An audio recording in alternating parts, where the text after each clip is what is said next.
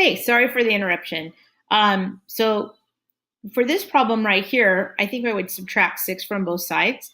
So we're going to get 4 secant of x is equal to -8. I'm going to divide both sides by 4. I'm going to get secant of x is equal to -2. And at this point, I think I would just recognize that that's cosine, arc cosine. It's the reciprocal function. So I can write cosine of x is equal to -1/2. So x is equal to arc cosine of -1/2. Where's cosine -1/2? Remember that you're solving for all solutions. So that's basically everything forever and ever. 2 pi k. All right, so where's cosine -1/2? So if I draw a little graph here, we know that all students take calculus. Well, in this quadrant right here, it's positive and positive for cosine. So we're going to have an angle in this quadrant right here, which is -1/2. So that's √3, which makes that a 60-degree angle. So this from here to here is 2/3. So we have x equals 2 pi over 3 plus 2 pi k. So that's one of our solutions. Okay. Plus or minus 2 pi k. We also have a solution in this quadrant. So this is pi, so it's going to be 1 1/3. So 1 1/3 is 4/3. So our other value is 4/3 pi plus or minus 2 pi k. And put your answers in solution sets, and then we're good. For this one, it's quadratic. I think I would replace this with the Pythagorean, one of our triplets. And I think I would change that to be 1 minus sine squared of x. And then we have minus sine squared of x plus sine of x equals 0. And so -1 and -1 is -2. So we have 1 minus 2 sine squared of x plus sine of x is equal to 0. And because this is quadratic, I'm going to set it equal to 0, but I can either multiply by -1 or I can move everything over to the right, which is what I'm going to do. So when I move that over, it's going to become positive 2 sine squared of x minus sine of x minus 1. And I'm going to factor. And when I factor this, let's see, what do I get? I get 2 sine of x and I get sine of x. To get here, we have 1 and 1. Let's see. To make a negative sign, the 2 has to be negative. So that's going to be minus. And this will be plus. We'll split that up. We get sine of x equals 1. X equals arc sine of 1. Well, that's actually asking me where's sine 1. So I'm going to draw a little graph. And so sine of 1, looks like this. So here's 1. Where am I? I'm at pi over 2. So this one right here, for this solution, I'll put it up here. So far we have x equals pi over 2. For this one right here, let's see, we're going to get 2 sine of x equals -1. Sine of x is -1/2. X equals arc sine of -1/2.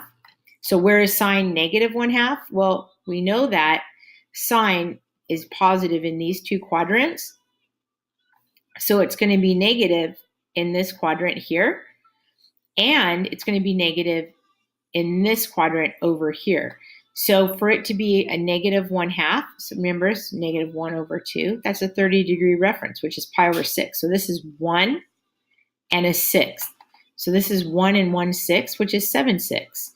So when our next term is 7 pi over 6. Okay. Then to get here, it's going to be 1 and 5/6. So 1 and 5/6, which is 11/6 pi. So then we have an 11/6 pi, and all three of these are going to be plus or minus 2 pi n, or 2 pi k. Solutions, sets. Cool. All right, next. Solve the following triangles. So what we have here is a law of the sines because we have two angles. Okay, and in doing this, we have A, we have B, we have C. So for A is 75 degrees, okay, B is 60, and little c is 340 degrees, or 340, that's the length. So if I subtract from 180, this is going to be 45. And so we have to find little a and little b. So in order to find little a, I'm going to use sine of 75 over little a is equal to, and then we have to use two known values. So sine of 45 over 340. I'm going to cross multiply. I get 8 times sine of 45 is equal to 340 sine 45. So little a, sine of 75 over a. So this is 7. So when I cross multiply, I get 340 times 75. So that's a 75. Thank you. Let's see. Okay, so then we get equal to 340 times sine of 75 divided by sine of 45. And this is approximately, so what do I get for A? A is, I think it's 464. So 464.4, right around there. I'll tell you if I want you to round to the nearest tenths or hundredths. Okay, so then for B, so we have A, so to find little b, let's see, what do we want to do? We're going to go sine of 60 over little b is equal to sine of, 45 over 340. So we're going to cross multiply. We get b times sine of 45 equals 340 times sine of 60. So little b is equal to 340 times sine of 60 all over sine of 45. So little b is approximately, get 416. 0.41. And always, there's a b. As always, if I put, this is 416, this is what, 464. Remember that the smallest angle is always opposite the smallest side. So this works for us because this being our largest side, it's got to be opposite our largest angle. Okay. For this one, we have 3 sides. So what we have is, I'm going to call that A, we have B, we have C. So little a is 5, little b is 8, and little c is 12. So to pick a side, let's just pick an angle. Let's find angle A. Remember that if you're going to find angle A, you got to use side A first. So we're going to say that's 5 squared is equal to the other 2 sides. So 12 squared plus 8 squared minus 2 times 12 times 8 cosine of angle A. So in doing this, we're going to go 25. We're going to subtract 144. We're going to subtract 64. And then remember, so let me write this out. 144 plus 64. Now this right here is all multiplied together. So in multiplying those values together, okay, you get 2 times 12, which is 24. So you have 24 times 8. And so 24 times 8, I get, what's that, 192. So this is right here, minus 192 cosine of A. So I need to take this, subtract that.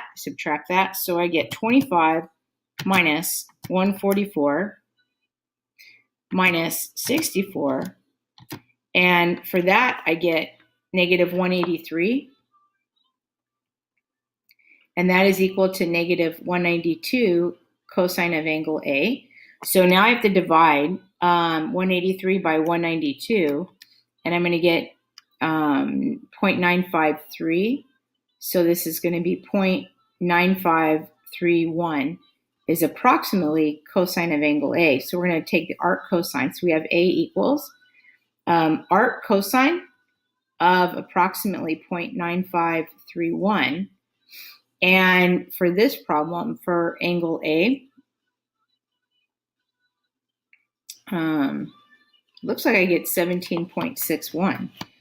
So angle A is approximately 17.61. So I would put that here, 17.61 degrees. So then we need to find either B or C. So you just pick one, and I guess I'll just pick B. So we're going to go 8 squared is equal to the other two sides. So we have 5 squared plus 12 squared minus 2 times 5 times 12 times cosine of B, because remember, if you're finding B, you have to use B. So these two here have to be the same letter. Keep that in mind. So we're going to go 64 minus 25 minus 144. I need my glasses. Here they are. Okay. And that's going to be 105, negative 105. So there's negative 105 is equal to, what's that, 10 times 12. So that's negative 12. Okay. Cosine of B. We're going to go 105 divided by 120. And that's that's positive. 0.875 is equal to cosine of B. So B is equal to arc cosine of 0.875. And so, let's see, arc cosine. I get 28.96. So B is approximately 28.96. So now all I have to do 28.96. So I just have to subtract from 180. So I'm going to go 180 minus 28.96 minus 1761. So my third angle should be about 133. So angle C should be about 133.43 degrees. So I can't get all of the problems on the page. I can definitely set this up, but all the solutions are posted online, so you can always refer back to that too. So a parallelogram has sides of length 3 and 5. So if I have a parallelogram, a couple things that are kind of cool about a parallelogram is that opposite sides are parallel. Opposite sides are congruent, both pairs. So like that's congruent to that, that's congruent to that. None of which helps us in this problem, but one of my angles is 50 degrees. So I'm going to call this 50 degrees. And in doing that, find the length of the diagonals. Okay, so what that's going to do is if I do this, and I find the length of that diagonal, I know that the sides are 3 and 5. So what that gives me is a triangle right here with sides 3 and 5. So in order to find this diagonal, I can use the law of the cosines. Let's just call that, I don't know. So we can go x squared equals 3 squared plus 5 squared minus 2 times 3 times 5 cosine of 50 degrees. So I just have to work this out and then take the square root of my answer. So we can go, let's see here, x squared equals, I like to go backwards. So I'm actually going to go cosine of 50 degrees equals times, let's see, 3 times 2 is 6, 6 times 5, what's that, 30? Times 30 equals, so I've got that's 19. So this value right here is 19.28. And then we've got this being 9 plus 25. But this is minus because I have to minus this quantity right here. So let's see, we've got 9 plus 25 minus 19.22. I get about 14.8. I have to square root that. So x equals the square root of that. And that's going to be about, let's see, 3.8, 3.84. So it's about 3.84. So one of my diagonals is 3.84. So then what I'm going to do for the other diagonal is I'm going to remember that these two angles are supplementary. And so I'm going to split this up like this now. And so what I have now is this triangle that looks like this. And then this is 130 degrees here. This is 5, which makes this 3. So again, I need to find this side right there. So let's call that y as my other diagonal. So this is my first diagonal. Now I have to find the second one. So we're going to go y squared is equal to 3 squared plus 5 squared minus 2 times 3 times 5, cosine of 120 degrees. So y squared is, work that out. What do we have? 9 plus 25 minus this value here. So we're going to go cosine of 120 degrees times 5 times 6 times 30. And I get minus, let's see here. Is that right? Yeah, negative 15. And so we've got 9 plus 25 plus 15 gives me 49-ish. And so we've got y squared equals 49. So y is approximately 7. I say approximately because we rounded. So, all right. For number 6, you've got the distance across a river. To find that distance, a surveyor chooses points A and B, which are 200 feet apart. So let's say here's B, here's A, and this distance right here across the river is 200 feet. Let's see. She then chooses a point C on the opposite side of the river. So we've got C being over here. Let's see. And finds that BAC is 82 degrees. Okay. ABC is 52. So subtracting, what do we got? 180 minus 52 minus 82 is 46 degrees right here. So that's 46. And what are we trying to find? Approximate the distance from A to C. Oh, we only have to find one thing. So we're going to find that distance right here. So we need to use this angle and this, but we have more than one angle, so we can just use law of sines. So we're going to say, let's see, we're going to say sine of 52 degrees over x is equal to sine of 46 over 200. So we're going to go x times sine of 46 is equal to 200 times sine of 52. So x equals 200 times sine of 52 divided by sine of 46. So x is approximately, let's see, I think it, hold on. I get 219. So 219, 0.09, and that's the distance from A to C. So that's this distance right here. Okay.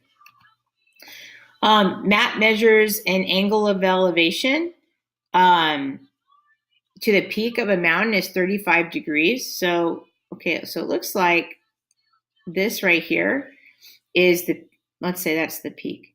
So Susie, so here's Matt. Susie, who's 1,200 feet closer, so she's closer to the mountain, 1200.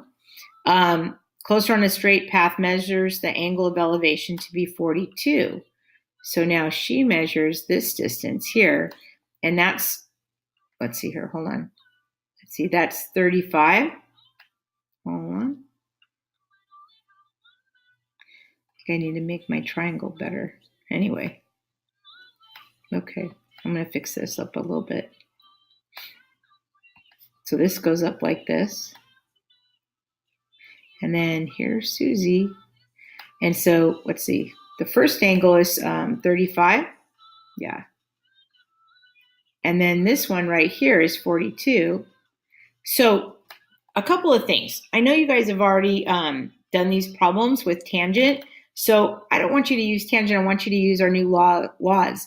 So we're trying to figure out ultimately how high the mountain is. And I know that you can split this up, and I know that we showed you that, how to do that on the solution key. Let's do this different though. I want to find this angle in here. So if you just go 180 minus 42, oops, 180 minus 42 should be 130. No, I'm having issues. 138. There we go. 138 here. So if I take 180 and I take away 138 and I take away 35, now I have 7. So this little angle up here is 7. And if I'm just looking at this angle right here, this little triangle right here, then this is 35, this is 138, and that's 7, and we have 1200. So I can solve for this little side right here using the law of the sines and get that. That's going to give me this side right here. And then I can use trig to find x. So let's just do that. This is a different way, so that's fine. So we're going to go sine of 7 degrees over 1200 is equal to sine of 35 over x. We're going to cross multiply. X times sine of 7 is equal to sine of 35 times 1200. It's at 1200. So we have x equals sine of 35 times 1200 divided by sine of 7. So what is that? Let's see. I don't know. We're going to go sine of 35 equals times 1200. I get 688.29. So this is 688.29 over, and then sine of 7. So sine of 7 is just, 0.1218. So I'm going to go 688.29 and divide that by 0.121, and I get 5648. So x, this distance right here, is 5648. So in order to find this length right here, all I have to do is to use actually this is going to be sine. And so we're going to go sine of 42 degrees is equal to opposite over hypotenuse. And so I get x equals 5648 times sine of 42.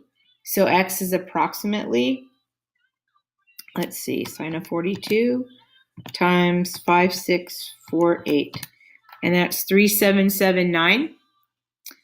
Let's see here. Yep, that's the height of the mountain. So I get 3779.25.